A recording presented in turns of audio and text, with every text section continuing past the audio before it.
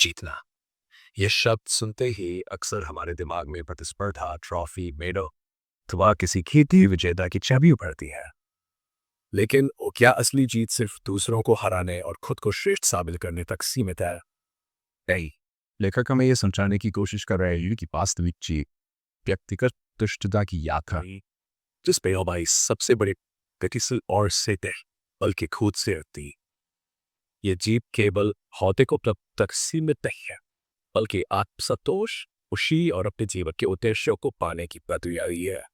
हमें यह सोचने की जरूरत नहीं कि जीत केवल उन्हीं लोगों की होती है जो जन्मजात प्रतिभाशाली होते हैं या जिनके पास विशेष परिस्थितियां होती है, बल्कि हर व्यक्ति में विजेता बनने की क्षमता होती है। बस उसे सही दिशा देने और अपने लक्ष्यों की स्पष्ट परिकल्पना करने की आवश्यकता होती है। ये विजेता बनने की प्रक्रिया तब शुरू होती है जब हम अपने सपनों और इच्छाओं को केवल कल्पना तक सीमित न रखते हुए उन्हें साकार करने की ठान लेते हैं। यहीं पर सेल्फ प्रोजेक्शन की शक्ति हमारे जीवन में एक अहम भूमिका निभाती है। जब हम अपने लक्ष्यों की सिर्फ कायदिया नहीं करते, बल्कि उन्हें एक स्पष्ट मानसिक छवि में देते, तो वे हमारे दिमाग के और अधिक वास्तविक रहते। ये केवल अपने अंतिम लक्ष्य के बारे में जानने में सीमित नहीं है, बल्कि उसे महसूस करते और अपने हर निर्णय को उसी दिशा में बोलने की प्रक्रिया है।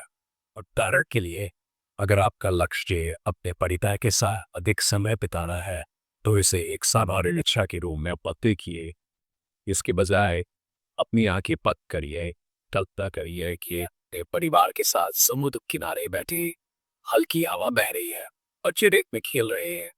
आप पसंदीदा ट्रिक के साथ रिलैक्स कर रहे और हर कोई हंसते मुस्कुराते हुए यादगार से बिता रहा है। जबकि यह छवि आपके मन में गहराई से बस जाए, तो यह न केवल प्रेरित करती है, बल्कि आपके दैनिक कार्यों को भी प्रभावित करने लगते हैं। आपको अपने काम को इस तरह से प्रबंधित करने के लिए लगेगी कि आप अपने परिवार के अधिक समय निकाल। इसी तरह, अगर आपका लक्ष्य सीज और फिट रहना है, तो इसे एक अस्वस्थ बच्चे की तरह मत देखिए।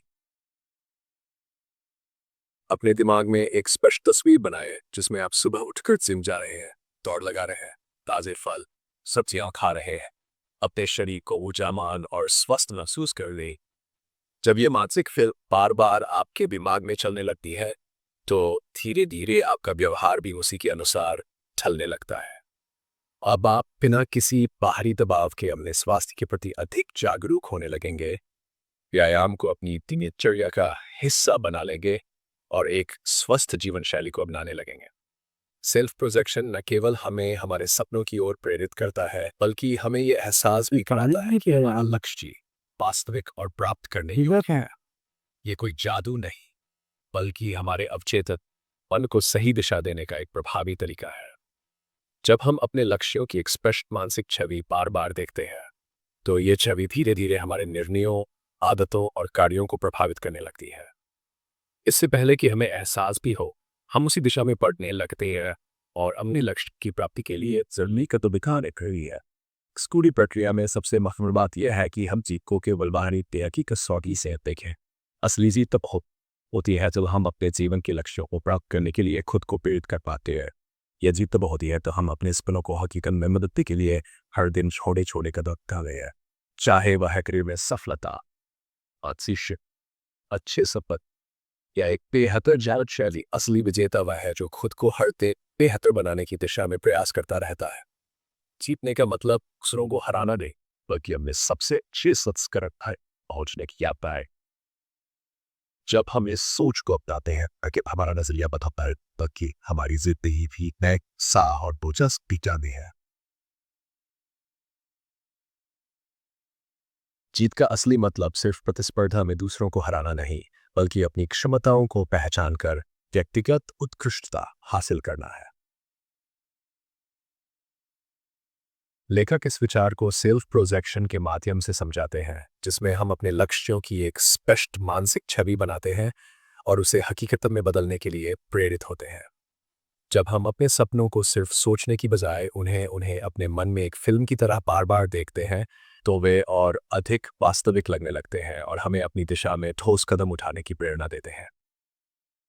इस प्रक्रिया में सकारात्मक सोच, मंत्रों और अफर्मेशन का भी महत्वपूर्ण स्थान होता है, क्योंकि जब हम लगातार खुद से कहते हैं कि मैं अपने लक्ष्यों को हासिल करने में सक्षम हूँ या मैं हर दिन अपने सपनों के करीब जा रहा हूँ, तो हमारा अवचेतन मन भी उसी के अनुसार ढलने लगता है और हमें आत्मविश्वास से भर देता है।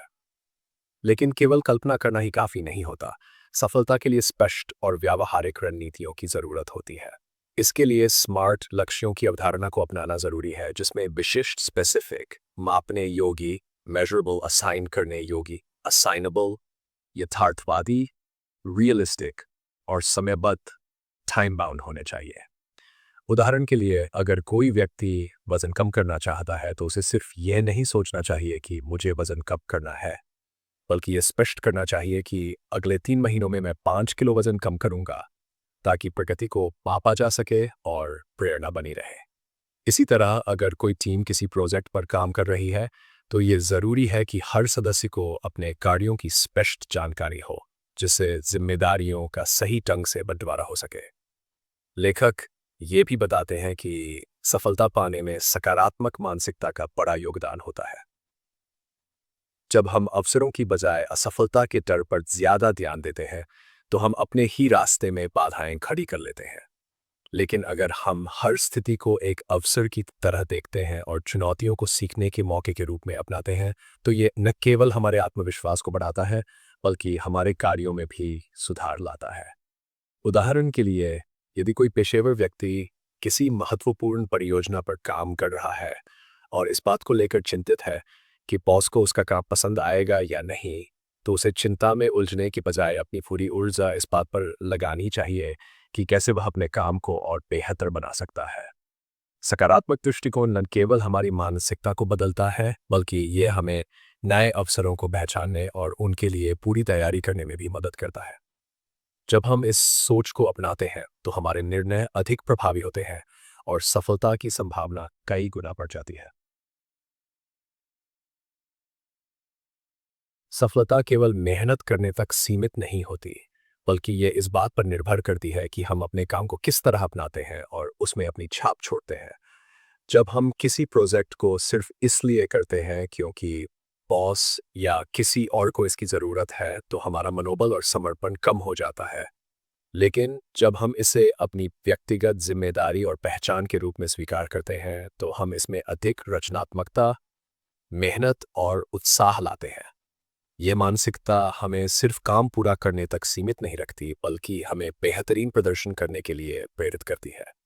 विजेता लोग अपने कार्यों में गहरी रुचि लेते हैं, संभावित समस्याओं के समाधान के लिए पहले से योजना बनाते हैं और चुनौतियों से डरने के बजाय उनका सामना करने की तैयारी करते हैं। उदाहरण के लिए, यदि किसी परियोजना में कोई तकनीकी समस्या आ सकती है, तो एक सफल व्यक्ति पहले से ही तकनीकी विशेषज्ञों से सलाह लेकर वैकल्पिक समाधानों की योजना बना लेता है, जिससे न केवल मानसिक तनाव कम होता है, बल्कि आत्मविश्वास भी बढ़ता है। जब हम अपने कार्य को खुद से जोड़ते हैं, तो न केवल उसका परिणाम बेहतर होता है, बल्कि हम उसमें गर्व और संतुष्टि भी महसूस करते हैं। इसके विपरीत, हारने वाले लोग अपने कार्यों को भाग्य के भरोसे छोड़ देते हैं और न्यूनतम प्रयास करते हैं, जिससे वे असफलता का शिकार हो जाते हैं। वे अवसरों को चूक जाते हैं क्योंकि वे ये सोचते हैं कि जो होगा देखा जाएगा, बजाय इसकी वे खुद को सफलता के लिए तैयार करें। असली विजेता वे होते हैं जो अपनी असफलताओं को सीखने का एक जरिया बनाते हैं और हर हार से सबक लेकर खुद को बेहतर बनाने की कोशिश करते हैं। आत्म जागरूकता भी सफलता का एक महत्वपूर्ण पहलू है, क्योंकि कोई भी व्यक्ति पूर्ण नहीं होता और हर किसी में कुछ न कुछ कमियां होती हैं। विजेता होने का अर्थ ये नहीं है कि आप कभी असफल नहीं होंगे, बल्कि इसका मतलब है कि आप अपनी कमजोरियों को पहचान कर उनके समाधान के लिए एक ठोस रणनीति बनाते हैं।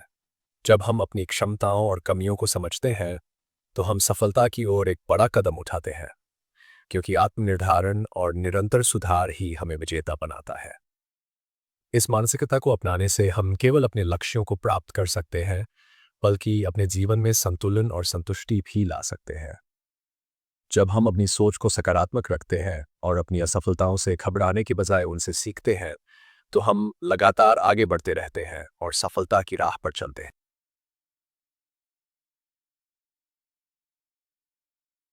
सफलता की राह में आत्म जागरूकता और आत्म सम्मान दो ऐसे स्तंभ हैं जो न केवल हमें अपनी क्षमताओं को पहचानने में मदद करते हैं, बल्कि ये भी सिखाते हैं कि हम अपनी कमजोरियों को कैसे सुधार सकते हैं।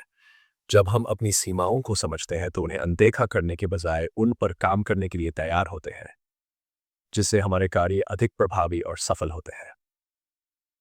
एक सच्चा विजेता वही होता है जो अपनी ताकत पर ध्यान केंद्रित करता है और उन कार्यों को कुशल व्यक्तियों को सौंपता है जिन्हें वे बेहतर तरीके से कर सकते हैं।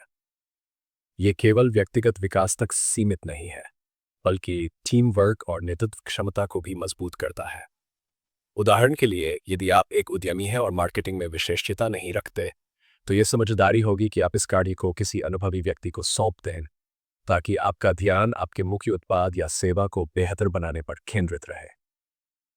आत्म जागरूकता का एक और महत्वपूर्ण पहलू यह है कि यह हमें दूसरों के दृष्टिकोण को समझने और उनके प्रति संवेदनशील बनने में मदद करता है।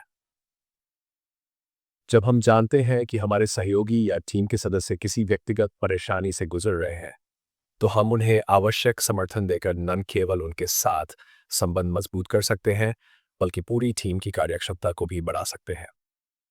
ये गुण हमें अनुकूलनशील बनाता है और हम तेजी से बदलते माहौल में खुद को डालने के लिए तैयार रहते हैं, जिससे हमारी सफलता की संभावनाएं कई गुना बढ़ जाती हैं। आत्मसम्मान एक ऐसा गुण है जो हमें चुनौतियों से घबराने के बजाय उन्हें अवसर के रूप में देखने के लिए प्रेरित करता है। जब हमारा आत्मसम्मान ऊंचा होता है, तो हम अपनी क्षमताओं पर भरोसा रखते हैं, खुद को अधिक मूल्य देते हैं और जोखिम उठाने से नहीं डरते। उदाहरण के लिए, यदि कोई छात्र परीक्षा की तैयारी कर रहा है और उसका आत्मसम्मान मजबूत है, तो वह अपनी मेहनत पर विश्वास करेगा और सकारात्मक मानसिकता के साथ परीक्षा देगा, जिससे उसके अच्छे अंक आने की संभावना अधिक होगी। इसके विपरीत, यदि आत्मसम्मान कम हो, तो नकारात्मक सोच और आत्मसंदेह उसे इतना चिंतित कर सकते हैं कि वह अपनी पूरी क्षमता से प्रदर्शन ही न कर पाए। यही कारण है कि आत्म जागरूकता और आत्मसम्मान को विकसित करना सफलता की कुंजी है। जब हम खुद पर विश्वास करते हैं और अपनी क्षमताओं को पहचान कर उन पर काम कर रहे हैं, तो हम केवल अपने लक्ष्य तक नहीं पहुंचते, बल्कि जीवन में भी संतुलन और संतोष महसूस करते हैं। सफलता सिर्फ भाग्य से नहीं मिलती, बल्कि खुद को पहचानने, अपनी गलतियों से सीखने और आत्मविश्वास के साथ आगे बढ़ने से मिलती है। असफलताओं से घबराने के बजाय उनसे सीखना ही हमें विजेता बनाता है, क्योंकि हर असफलता अपने साथ एक नया सबक लेकर आती है। यही सोच हमें आगे बढ़ने के लिए प्रेरित करती है और हमारी क्षमताओं को एक नई दिशा में विकसित करने का अवसर देती है।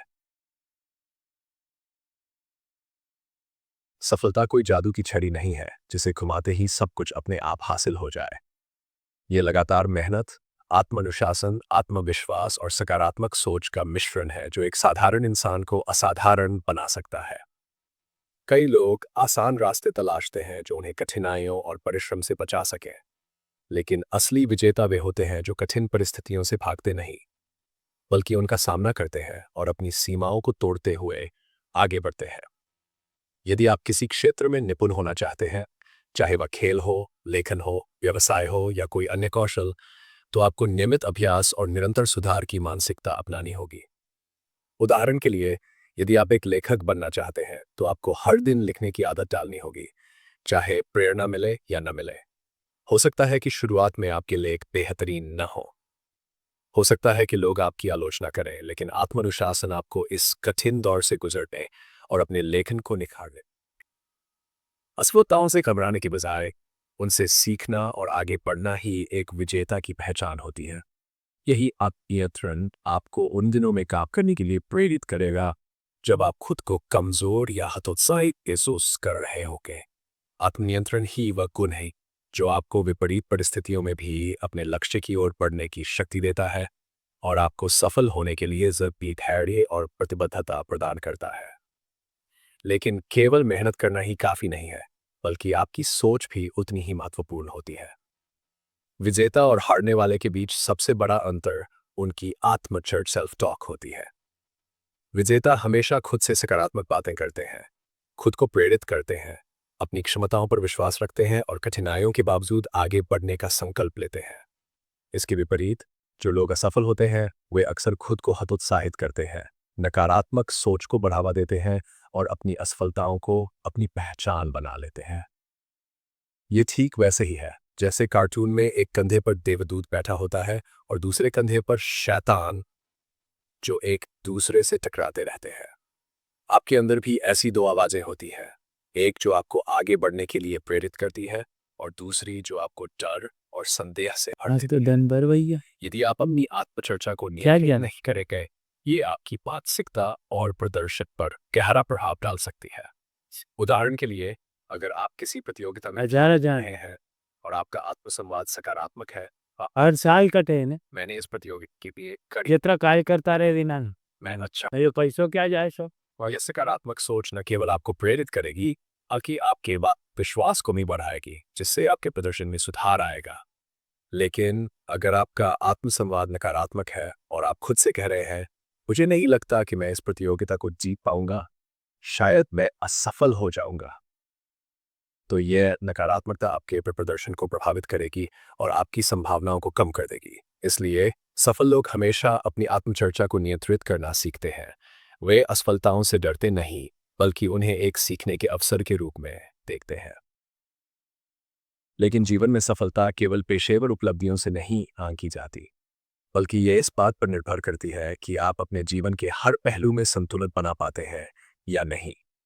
असली विजेता वह नहीं होता जिसके पास सबसे बड़ा बैंक बैलेंस या सबसे महंगी कार हो, बल्कि वह होता है जो अपने करियर, परिवार, समाज और अपने व्यक्तिगत विकास के बीच संतुलन स्थापित कर पाता है। सच्ची सफलता केवल बाहरी उपलब्धियों से नहीं, बल्कि आंतरिक संतुष्टि, मजबूत रिश्तों और किसी बड़े उद्देश्य में विश्वास रखने से मिलती है।